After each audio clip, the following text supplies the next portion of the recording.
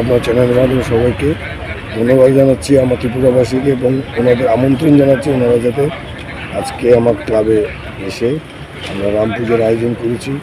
সাথে সাথে আমাদের আজকে নতুন ভূমি কেনা হয়েছে, সেই ভূমি পুজো আজকে করছি।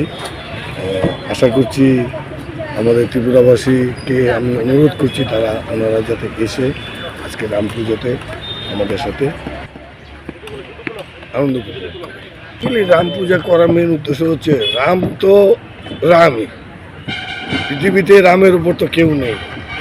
আর সারা বিশ্বে এখন মুসলমানদের কান্ট্রিতে বা খ্রিস্টান কান্ট্রিতে দেখছেন তো কীরকম যুদ্ধ লেগে রয়েছে একে অপরে।